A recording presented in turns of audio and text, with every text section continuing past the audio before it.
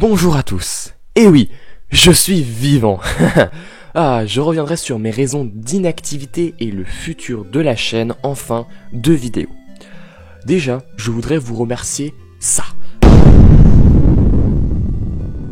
C'est pour moi un exploit d'avoir réussi à atteindre ces statistiques, surtout en sachant que je ne faisais rien pour ma chaîne quand vous êtes venus regarder mes vidéos.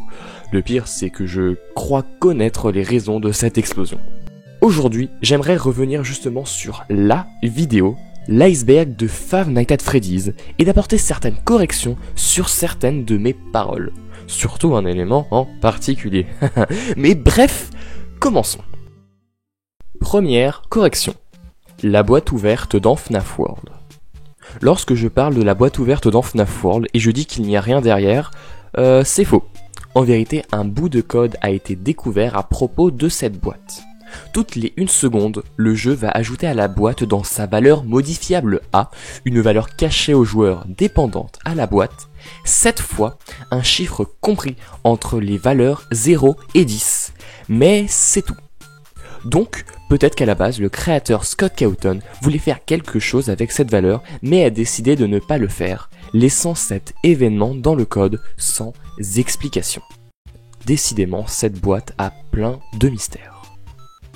Deuxième correction, la théorie des rêves. Je veux revenir sur une très grosse erreur que j'ai faite lorsque je parle de l'easter egg dans FNAF 4 dans la Sister Location. Du 4. Cette révélation a complètement bouleversé l'histoire de FNAF, qui, avant de découvrir cet élément, pensait que les nuits que le protagoniste passait dans FNAF 4 étaient des rêves. Je laisse entendre par cette phrase que tout ce qui se passe durant les nuits de FNAF 4 sont réels, y compris l'existence des animatroniques Nightmare. Je suis désolé d'avoir si mal formulé ma phrase, comme vous me l'avez bien fait signaler, car ces créatures cauchemardesques sont bien des hallucinations. L'Ultimate Custom Night nous le confirmera même. Troisième correction. Puppet dans FNAF 3. Alors, j'ai un peu honte de cette bêtise, une erreur qui m'a étonné lorsque j'en suis aperçu, mais lorsque je parle des textures de Puppet non utilisées dans FNAF 3, en disant qu'il s'agit des seuls rendus de Puppet dans sa forme originale présents dans le jeu, pas du tout. Il y a la texture de la caméra numéro 8 où justement on voit la Puppet avant qu'elle nous attaque en mode fantôme. Comme je vous l'ai dit, je suis abasourdi d'avoir oublié ça. Quatrième correction, la figure dansante dans FNAF World. À propos de la figure dansante dans FNAF World, vous m'avez proposé des hypothèses pour qui cela était. Mais j'aimerais juste pointer du doigt que la figure ressemble réellement à une version en pixels du prototype, un ennemi du même jeu. Voilà. Correction numéro 5. Mike Help. Ensuite, vous êtes énormément à m'avoir expliqué qui était le Purple Guy, son fils Mike et Henry. Mon dieu, vous êtes totalement libre de raconter le lore incroyable de ces jeux sous ma vidéo. Mais vous étiez si nombreux que j'ai commencé à me dire que j'avais peut-être raconté n'importe quoi pour cette partie de l'iceberg et que vous me corrigez. Mais il me semble qu'après vérification, je n'ai pas dit des absurdités, juste que je ne suis pas rentré dans les détails. Donc si vous voulez plus d'explications à propos de cela, je pense que vous pourrez très facilement trouver des commentaires parlant de cette partie sous ma vidéo. Sixième correction. Le Kickstarter. Si l'on continue sur mes erreurs bêtes, nous pouvons citer le moment où je parle du Kickstarter et que je me trompe sur l'objectif d'argent à atteindre. Malheureusement, sur un objectif de 8428 €, il n'en a obtenu que 0. Septième correction. La version 1.0 de FNAF 1. J'ai reçu plusieurs commentaires lorsque je dis que la version 1.0 de FNAF 1 est perdue. Fait partie d'un Lost Media. Plusieurs d'entre vous m'ont indiqué que c'était faux, car les portages sur console affichent la version 1.0. Alors je ne l'ai pas précisé dans ma vidéo car ça ne m'avait pas traversé l'esprit, mais les ports sur console ont des versions différentes que l'original sur PC. Donc la véritable version du premier FNAF est et reste toujours perdue.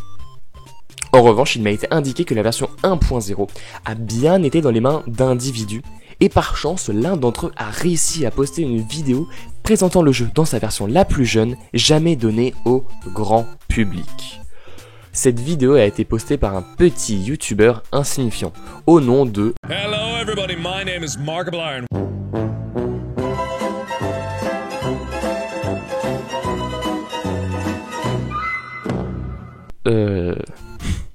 Je ne sais vraiment pas comment j'ai pu rater cette preuve.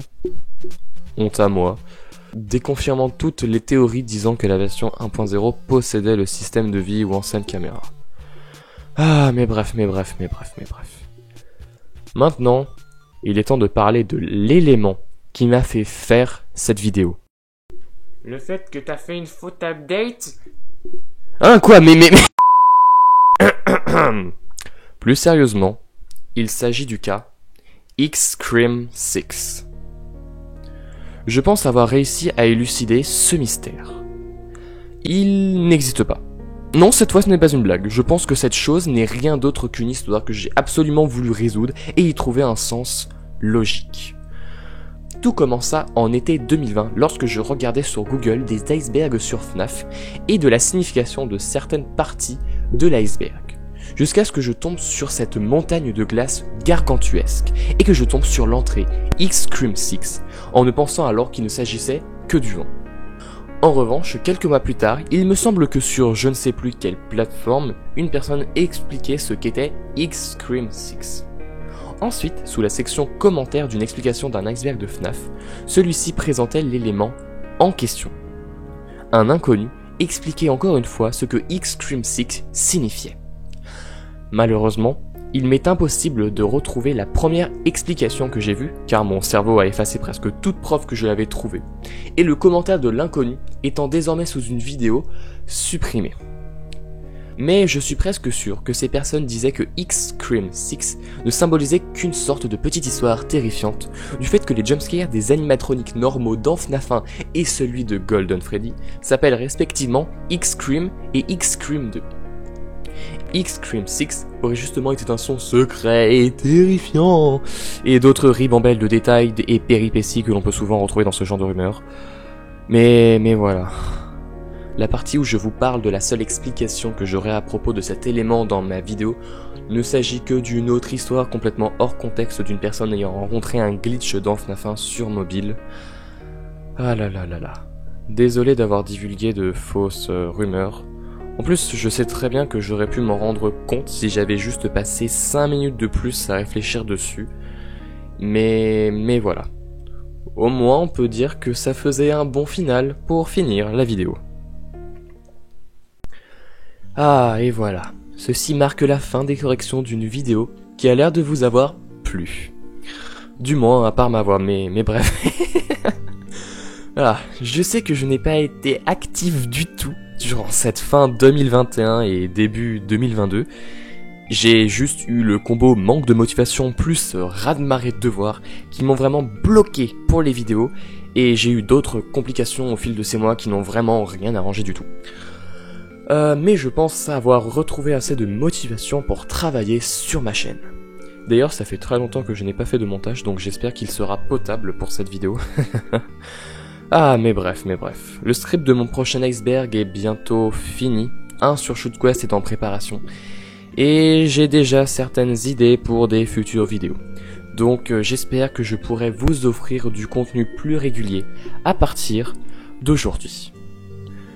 Encore une fois, merci à toutes et à toutes pour votre soutien sur ces derniers mois. Et je vous souhaite une très belle et agréable soirée.